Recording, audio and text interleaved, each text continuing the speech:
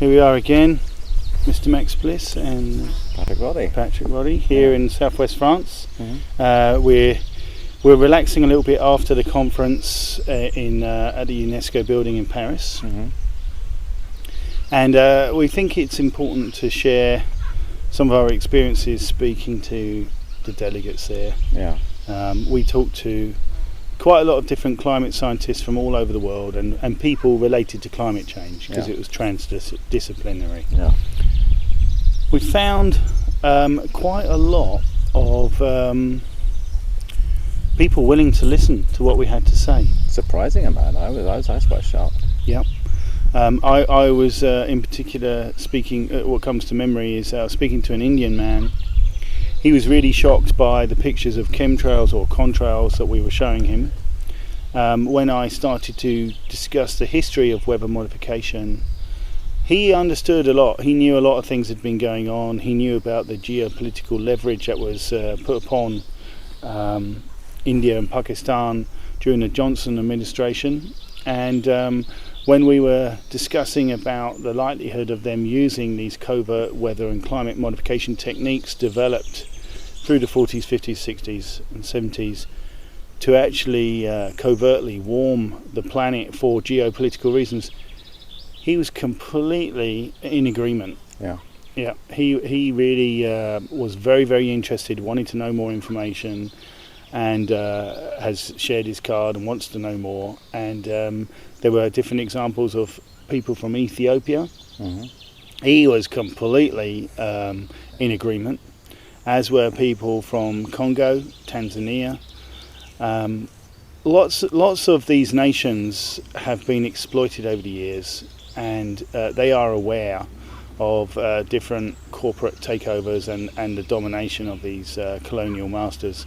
And it's not very difficult for these people. It's not a stretch. To know. No, it's not a stretch at all. No. So we had a very, very positive outcome, Mm-hmm. I believe. We talked to an awful lot of people. You had a lot of people interested in your paper. Well, yeah, so again, my paper was on the health effects of what's proposed, and as we have found is actually already happening. Through observed data. Pretty much everyone I spoke to agreed this is a very bad idea, and it was quite easy to demonstrate to people that it is already happening. Well, I brought them the data. There wasn't much of a stretch, and these people had already been. The idea of solar radiation management and geoengineering had already been discussed at several climate conferences, so it was nothing new to them. No, it's true. Yeah. And it's very controversial. And they're against it. They don't want it to happen, and they're alarmed to see that it is already happening. And like I said, it wasn't much effort to show it. Yes, it is actually happening, and they know. I mean, I was talking to all kinds of people, physicists and climate scientists and policy people, but most of the people at the conference were actual scientists who came to present papers and share their information. Looking for funding in some cases. Yeah, and it seems to me that the people who are pushing this agenda and are denying it's going on were a pretty small portion of that conference, and yeah, when you extrapolate that, it's a tiny fraction of humanity. you know, yeah, we're all against it, apart from the people who are paid to push it. Yeah, absolutely. I remember talking to a different groups of Australian scientists, and they were very well aware of weather modification techniques, as they've been employing that in Australia for a long time. Yeah. And some of them were sharing with me details about the massive increase in aerosols, which was in line with what we believe with the covert climate engineering programs. Yeah. And they were in agreement. And also there was some different group of Australian ones that were giving me more information about about various papers through the 70s about using carbon black to facilitate the rapid melting of ice and so on. So we had a lot of help as well as agreement. Of course, we did come across some that were very uncomfortable. But overall, I think we had a tremendous impact at the conference, and it was a great opportunity. But a lot of the conference was gravitating and rotating around sustainable development. And here I have a book called about the Earth Summit, Agenda 21. That's the agenda for the 21st century. It's from the United Nations. It's published by the United Nations. Published by the United Nations. And this book was issued from 1991. And basically it goes through all the various steps about what they want to do to change the way society is on the planet in order to address the issues they're projecting, but ultimately creating a one world government system. Well, they want to change the economic system, change human behaviour, track and monitor everything that we do. Yeah, take control of all resources. Yeah. Including food and water supplies. Mm-hmm. And when we see this is from 1991, and that is supposed to be. This is a supposedly a conspiracy theory, but there it is. From the a United physical Nations. thing. Print. It's there. It's there. It exists. And by the way, this is available on the internet. You can find it in a PDF format, so you can download it for free and read it. Yeah. And there are some people that have done in-depth studies of this, like Rosa Corey. And Michael Shaw. Actually, there's a good introduction to Agenda 21 is by Michael Shaw, and if you look on YouTube for Agenda 21 for Dummies, that will give you a thumbnail sketch of what it's about. Yeah, and it's very, very important you understand that this is a central issue, because this is where the people who set up the United Nations, like David Rockefeller and others, the international bankers, they want this agenda for the 21st century. They want a one world government, and this is the vehicle that they intend to use. They intend to get people to agree that there's a climate problem. Mm-hmm. And of course we now are realising that they're using covert weather and climate modification to create extremes of weather, to create droughts, floods and storms and everything else, in order to con the masses into believing that there's an anthropogenic global warming problem. So when Al Gore had his dog and pony show, which was, in fact, the Inconvenient Truth, in England, you cannot show that in schools without a disclaimer saying a lot of this has been disproved. That actually went to the High Court. It's been, that it was part of the curriculum at one time. It was part of the curriculum, brainwashing they children. were all. Not that long ago, all the talk was global warming, and they sort of went, "Ooh, hang on, stop warming." So then it became climate change, and now they're moving to extreme weather, which can be generated by all these technologies that we've been discussing. Yeah, and they need us to go willingly into this. They need a public agreement, don't they? They need acquiescence. We must surrender our freedoms in the name of climate change. Yeah. And they use organisations like Greenpeace and Friends of the Earth to generate climate action, like marches, demonstrations. Demanding carbon taxes. Yeah, we demand climate action. We want to be taxed more, and we want our freedoms taken away and limited. Our ability to travel will be limited. All these different changes, which normal people, if they understood what all the changes are, they would go, hang on a minute, I don't think so. This is horrible. This is terrible. We don't want to survive on just GMO foods, which is the push. Linked to this Agenda 21 is something called the Bioeconomy, and that's basically where they're trying to say the only sustainable food option for the planet in this dire global meltdown scenario is GMO foods. So actually, they're pushing insects now. They want us to eat bugs. Really? Oh yeah, that's the new thing. So get your extra protein from them. Yeah. So, Okay, so everyone needs to look up Agenda 21. Yeah, it's fairly dense reading, but there are plenty of people who have broken it down. Freedomadvocates.org is another good place where you can talk about Agenda. And of course, go to a website called The Green Agenda. TheGreenAgenda.com basically break down Agenda 21. They break down the use of these popular groups like Greenpeace and their agenda. They examine the Club of Rome, which is another important group to explore, and what their writings have been about. And you'll realise that they've been trying to create this whole public acceptance that humanity itself is the enemy of the planet, which is, it's ludicrous. It's the people controlling the people, i.e. the ruling elite, the criminal elites, the oligarchy. They are the ones who are a danger to the planet, not everyday people. And they talk. I mean, they're saying, humanity's the problem because we're bad with the environment, and yet they're deploying all this toxic crap in the sky, and nobody says boo about that.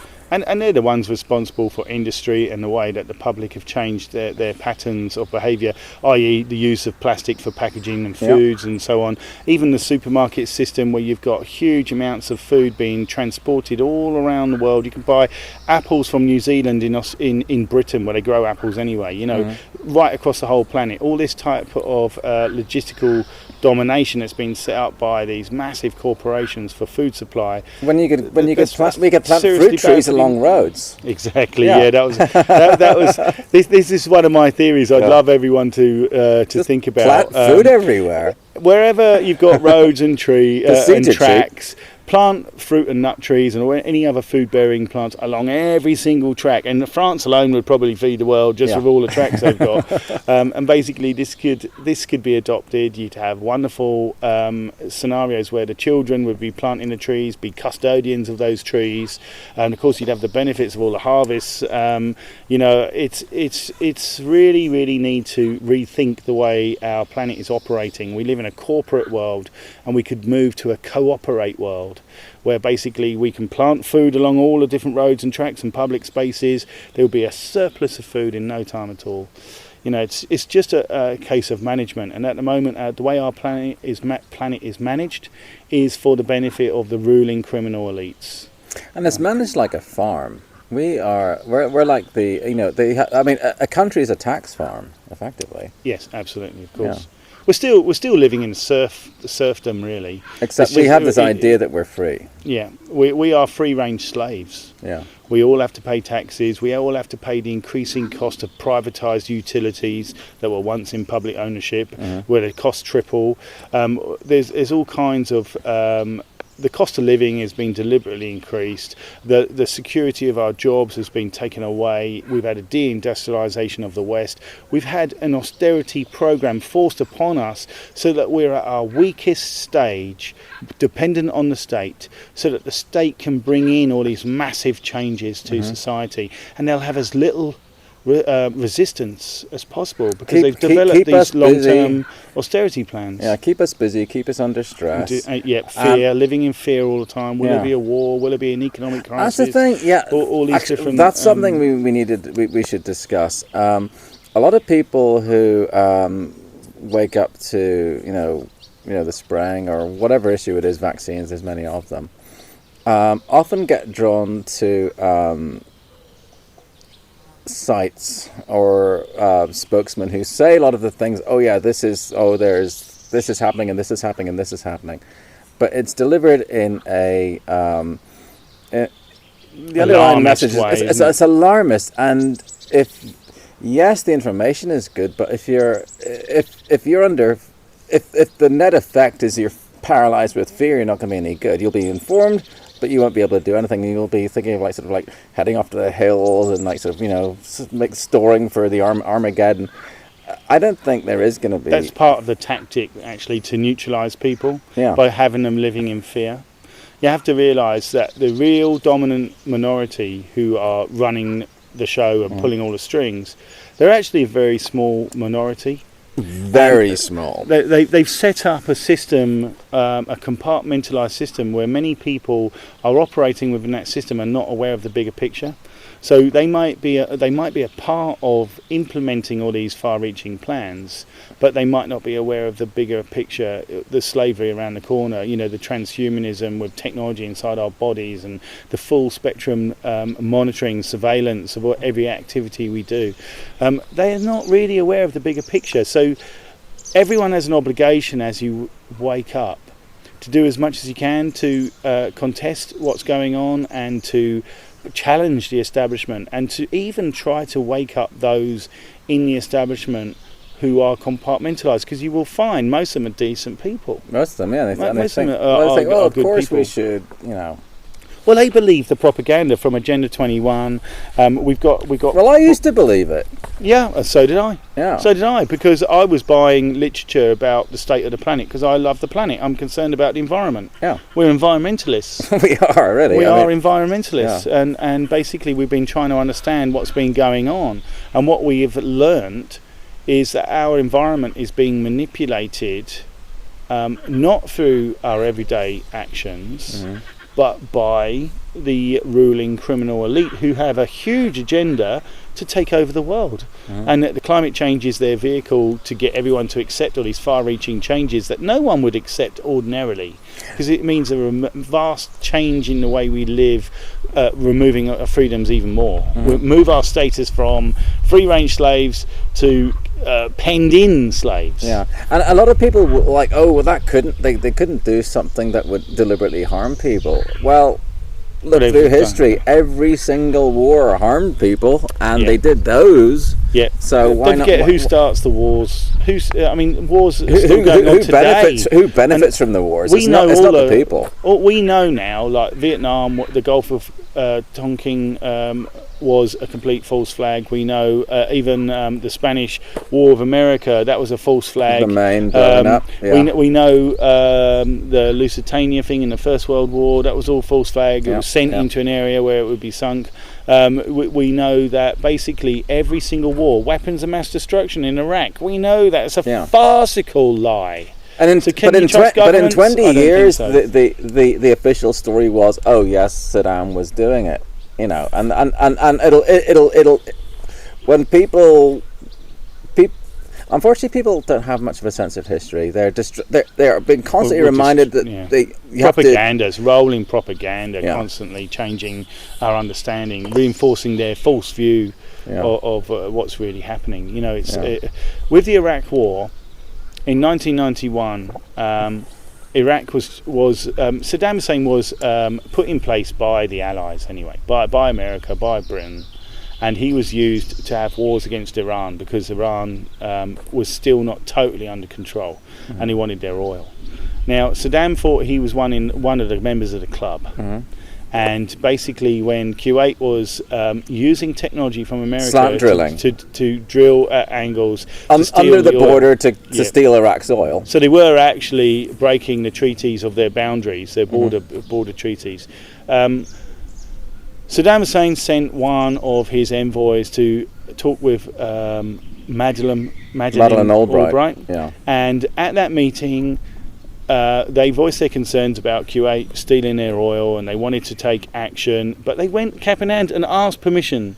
Madeleine Albright said, "Don't worry, we understand. You're one of our, you're in our club," and completely allowed them to walk into this trap, which was the plan all along.